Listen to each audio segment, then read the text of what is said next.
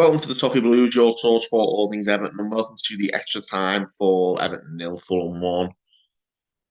We're going to look back on our opening day defeat, which was largely undeserved in some ways, but also deserved in others. Let's be honest, it was a pretty subpar performance, even if Fulham could argue with even worse. We come away with the opening day with no points on the board still, and it was everything. It sums up everything that's wrong with Everton that game. I mean, Lady Luck definitely wasn't with us either, but let's just go through like what went wrong there. Let's be honest. A fair few things did.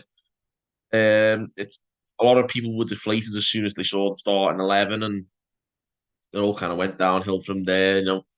Saw the team. Dominic Calvert-Lewin wasn't in it at all. Arno Danjuma, one of the few signs, was on the bench. Neil Mopay was starting up front on his own, which is you know handless really. Actually, Young, our only other new signing, was the only new signing to be in the starting lineup. So largely a repeat of what we saw last year, which wasn't good enough and sort of narrowly stay up. So you know the old Einstein quote about insanity is do the same thing over and over again and expecting a different result. And lo and behold, we didn't have a different result. We got beat. So you know it wasn't great. There wasn't. I said Danjuma was on the bench. There wasn't a great deal of other options on the bench. Lewis Bobbin was the only other sub who came on, if I'm not mistaken. I don't think anyone else did. Um, yeah, it was disappointing all around. Um, there was a lot of we created a lot of chances. We didn't play great, but we didn't play terribly. We did create the chances. We just didn't take them. Neil Mopey missed a plethora of chances. Some other bad misses as well, if I'm not mistaken. Nathan Patterson missed a really good chance. I think Alex Iwobi hit a really good shot. Keeper pushed it into his path and he hit the bar from really close range. So, we spanned a few. Decore spanned one as well. So I think there was a few good performances and a few not good performances. Good performances. Alex Iwobi was probably the best player. Put in a good solid 8 out of 10 performance, I'd say. Didn't do everything perfectly, but he really tried to get us going forward, just driving well with the ball, getting us going forward quicker and trying to quicken up the speed of our attacks. And, we got a lot out of that. He was unlucky not to score that chance that fell to Patterson afterwards. He got a really good shot off and Ben Leno saves it. Amadou Onana seemed to do quite well today, I think, on Saturday, I should say. He really seemed to and spray a few good passes out. Often too, will be again trying to quicken the speed of the game up when we were a bit lethargic sometimes. They were the two standout performers. A lot's been made of obviously Neil Mopay's performance and the missed chances and all the stuff that's gone on social media. This might surprise a few people, but I don't think he played as badly as a lot of people think he did. He missed the chances, and that's what everyone's going to remember. But I thought he seems a bit livelier in his running than he did last season. I mean, it still might not be enough, but it's baby steps. Um, but even then, he's still got to put at least one of those chances away. He had some really good chances there. But it felt like it was the goal from Neil Mopay, and I think the second he went off right before we conceded, I think um, he did put a shift in, even if he didn't deliver the goods up top. I think I will say this about Neil Mopay as well. I think not all his fault. It's the football club's fault. I mean, you know, the club has hung him out to dry over the last year or so. Obviously, we signed him in about this time last year with a few weeks the window left. He's always played better in the front two. He's been made to play as a lone striker for the vast majority of his time here. We wonder why he's not like playing at his best. I mean, I think it's scandalous what the club's done to Neil Mopay. I think it's hung them out to dry, and they've got they've had so many chances to bring in a new striker, but they haven't done it, and kept him in the firing line. And you know, a lot's been said about what got said on social media, and it's just than what got said, and some of the things that people have said. But let's be honest, the club haven't helped protect Neil Mopay from it at all because they keep allowing him to be hung out to dry by not having another player there to take his place.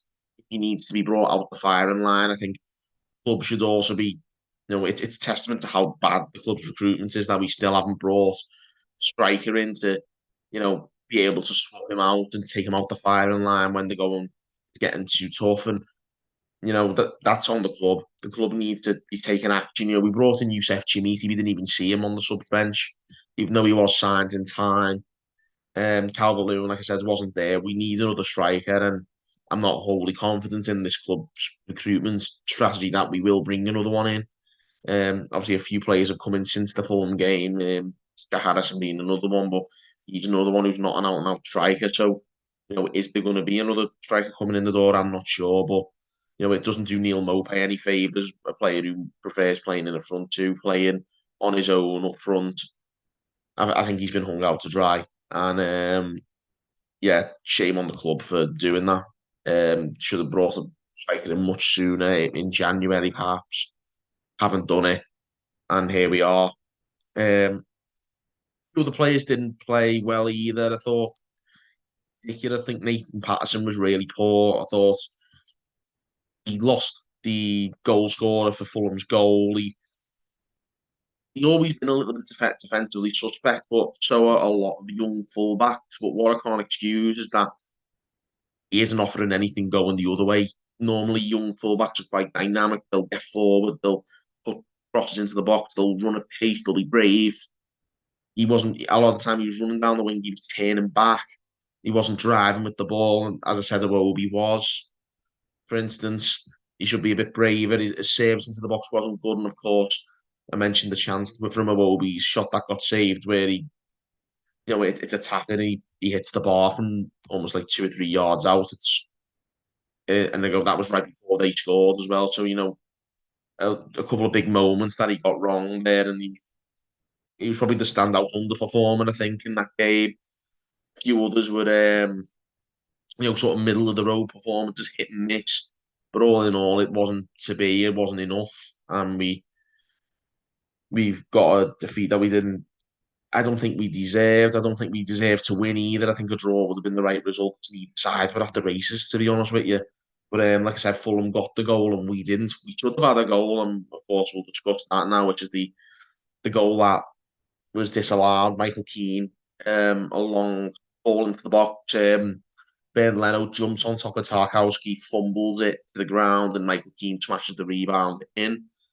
But the referee blew up before Keane's shot had found the back of the net, which basically meant that regardless of what happens, it was never going to be a goal. We couldn't go to the VAR check, and that was another cowardly move from the referee to absolve him of any criticism of it being the wrong decision because obviously, had he let it go on, Michael Keane scores the goal, then obviously it's down to the VAR. Is that like perhaps that's a bit of pressure on the VAR to make the decision to overturn the decision or to disallow the goal, whatever way it goes.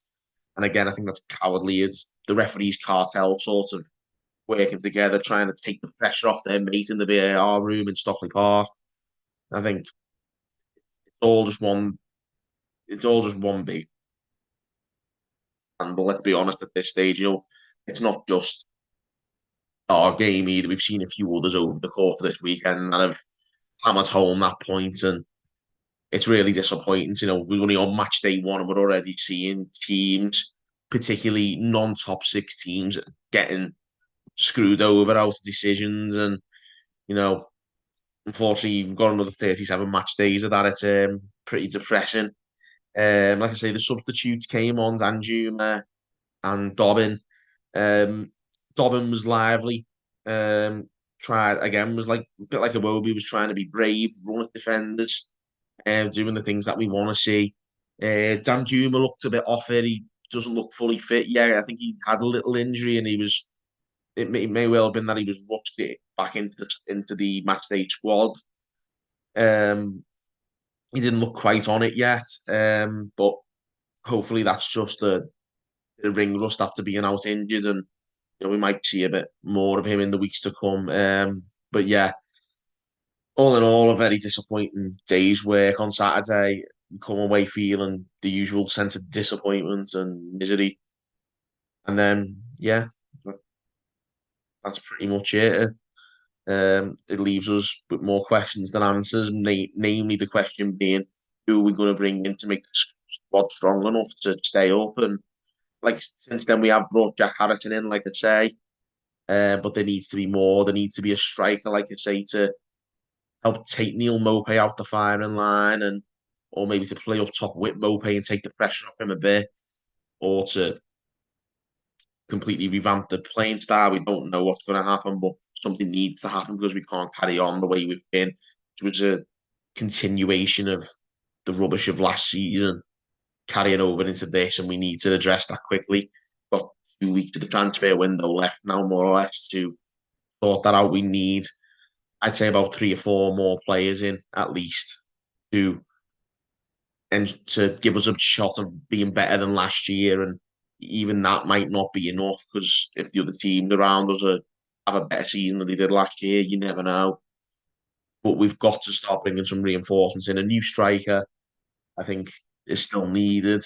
Another winger on top of Harrison. It could be Nonso, it could be somebody else. I'd argue a midfielder and maybe a centre back as well. Still a lot of work to be done. Um, but we'll have to wait and see what happens. Obviously, got the next game away at Aston Villa is going to be really difficult. They just got whacked off Newcastle. They're going to want to put that right on their own turf. We never do well away, so it's not looking good. Even at this early stage, we've got to get it right. Got to put it right as quickly as we can. And if it's not this weekend, then it has to be in the transfer market before the weekend after, because otherwise it's already going to start spiraling. The season will be out of control, and you dread to think where we might end up by October time. Even it's going to be, all this can be changed in a heartbeat if we start, we really start grabbing the bull by the horns in the transfer market. But this is Everton, so you don't know what we're going to get. But for now, it's got to look back on a disappointing weekend and pray. And I'll be honest, that's the best I can think of is praying we get something at Aston Villa because I have no confidence in this team as it stands. But like I say, a disappointing start to the season. We'll wrap it up there. Let us know your opinions on the game. Get your comments and give this video a like and subscribe for more content. Until next time, guys, thanks for watching on the Toffee Blues.